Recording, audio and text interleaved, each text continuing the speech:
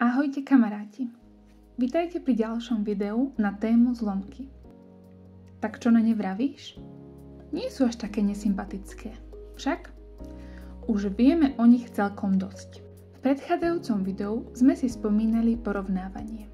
No a v tom dnešnom sa povenujeme základnému tvaru zlomkov. Začneme hneď s takýmto mini príbehom. Prenesieme sa trošku do budúcnosti, kde už máš prebraté učivo, kedy so zlomkami už dokážeš robiť všeličo.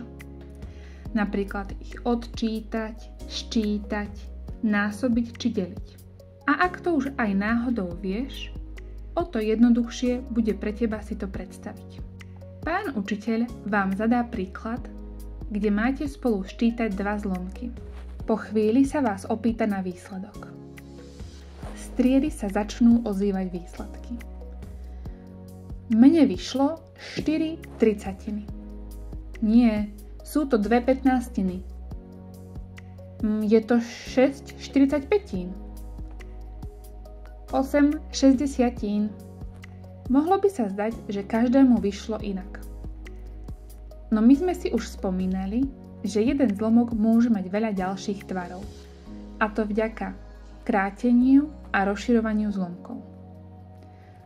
Preto vám učiteľ povie: dobre, no skúste ten svoj zlomok uviesť v základnom tvare.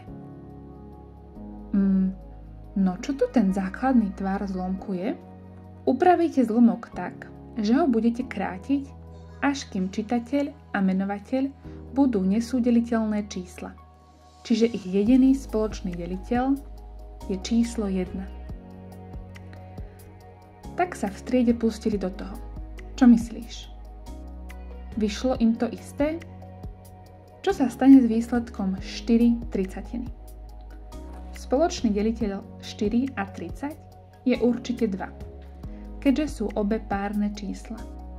Čiže zlomok 4 tridsiatiny vykrátime dvojkou a dostávame 4 deleno 2 a 30 deleno 2, čož vychádza 2 pätnástiny. Majú čísla 2 a 15 ešte nejakého spoločného deliteľa? No okrem jednotky už nie. Preto sú nesúdeliteľné a zlomok 2 pätnástiny už je v základnom tvare. Preto aj ten, čo vykríkol 2 pätnástiny, už so zlomkom nemusí robiť nič. No čo s výsledkom 6 45? Číslo 6 má deliteľe 1, 2, 3 a 6. Číslo 45 má deliteľe 1, 3, 5, 9, 15 a 45. Ich spoločnými deliteľmi sú čísla 1 a 3. Skúsme vykrátiť zlomok 6 45 číslom 3. No dostaneme rovno 2 pätnástiny, ktoré už vieme, že sú nesúdeliteľné čísla a preto je zlomok v základnom tvare. No a posledné, čo sa z triedy ozvalo, bolo 8 šesťdesiatín. 8 sa dá deliť číslami 1, 2, 4 a 8. No čo číslo 60? To má naozaj veľa deliteľov.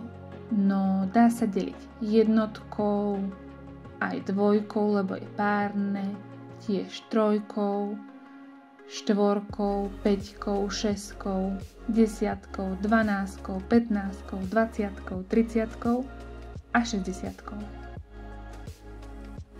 Spoločné deliteľe čísla 8 a 60 sú 1, 2 a 4. Skúsme dať rovno najväčšie z nich, čiže 4. Po vydelení dostávame základný tvar 2 pätnástiny. Tak keď si teraz tieto odpovede porovnáme, prídeme na to, že sú všetky rovnaké. No preto, aby sa predišlo takýmto prekvapeniam, vám učiteľ častokrát zadá, že máte výsledok uviesť v základnom tvare. Čiže upraviť zlomok tak, aby čitateľ a menovateľ boli nesúdeliteľné čísla. Poďme sa teraz pozrieť na zopár príkladov. Prvý máme zlomok 13 26. Číslo 13 má deliteľe 1 a 13. Číslo 26 má 1, 2, 13 a 26. Ak by sme si vybrali ich spoločný deliteľ 1 a vykrátili náš zlomok 13 26 jednotkou, so zlomkom by sa nestalo nič. Druhým spoločným deliteľom je 13. Po vykrátení zlomku 13 26 číslom 13 dostávame zlomok 1 polovica, pričom čísla 1 a 2 sú nesúdeliteľné. A preto je zlomok už v základnom tvare. Čo so zlomkom 24 36? Každé číslo sa dá deliť určite jednotkou a sebou samým. Potom 24 sa dá deliť dvojkou, a teda aj 12, tiež trojkou, a teda aj 8, no a 4 a 6. Podobne 36 sa dá deliť jednotkou a sebou samým, dvojkou, teda aj 18, trojkou a 12, 4 a 9, no a tiež 6. Spoločnými deliteľmi čísla 24 a 36 sú čísla 1, 2, 3, 4, 6 a 12. Už vieme, že keby sme ich vykrátili jednotkou, nestane sa nič. No ak by sme si vybrali nasledujúceho spoločného deliteľa, čož je 2, dostali by sme 12 18. No tento zlomok ešte v základnom tvare nie je. Obe čísla sú párne, takže sa určite dá vykrátiť dvojkou. No dostávame zlomok 6 devetín, ktorý ešte v základnom tvare nie je. Ale ich spoločným deliteľom je určite číslo 3, kedy po vykrátení ním dostávame zlomok 2 tretiny. Zlomok, ktorý už v základnom tvare je. No čo ak by sme si rovno vybrali ich najväčšieho deliteľa, čiže číslo 12? Dostali by sme rovno zlomok v základnom tvare, čiže 2 tretiny. Posledným zlomkom je 10 stotín. Deliteľe desiatky sú 1, 2, 5 a 10. Deliteľe 100 sú určite 1 a stovka samotná. 2 a 50, 4 a potom tiež 25, 5 a 20 a 10. Spoločnými deliteľmi sú všetky deliteľe desiatky. Skúsme si v tomto prípade vybrať rovno najväčšieho z nich, čož je desiatka samotná. Tým pádom dostávame zlomok 1 desatina, čož je zlomok v základnom tvare. Pamätáš si, akého deliteľa sme sa vždy snažili pri príkladoch vybrať? Áno, zistili sme, že je najlepšie si vybrať toho najväčšieho spoločného deliteľa, ktorého budeme označovať ako NSD. To preto, aby sa nám zlomok vykrátil čo najviac. No dalo by sa nejako si uľahčiť toto hľadanie, aby sme si nemuseli vypisovať a rozmýšľať nad všetkými deliteľmi?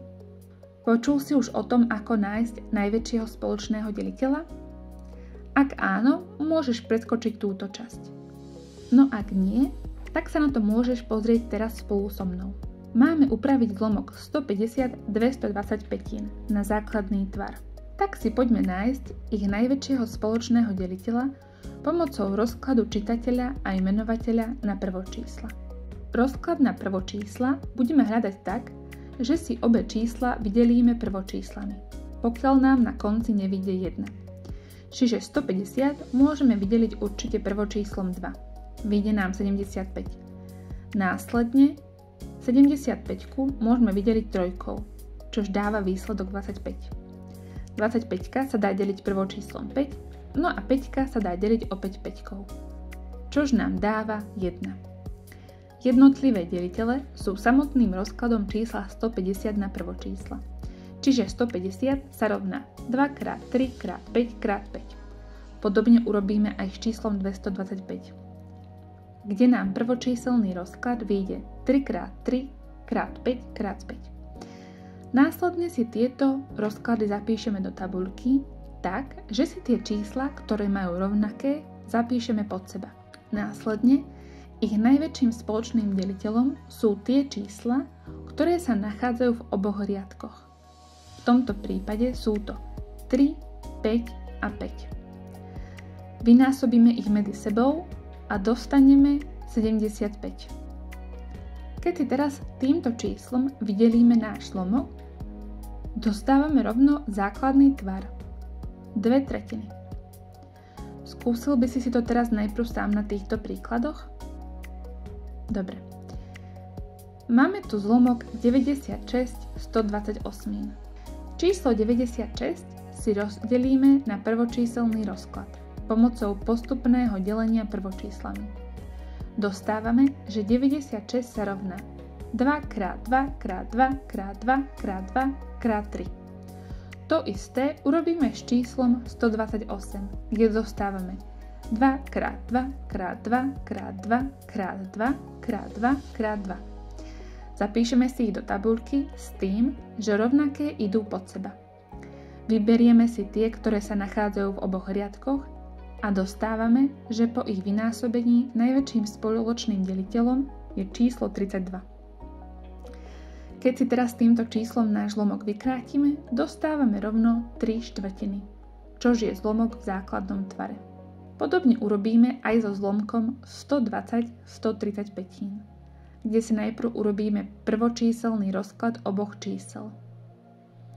Dostávame, že 120 sa rovná 2 x 2 x 2 x 3 x 5 a 135 sa rovná 3 x 3 x 3 x 5. Zapíšeme do tabuľky a našli sme ich najväčšieho spoločného deliteľa.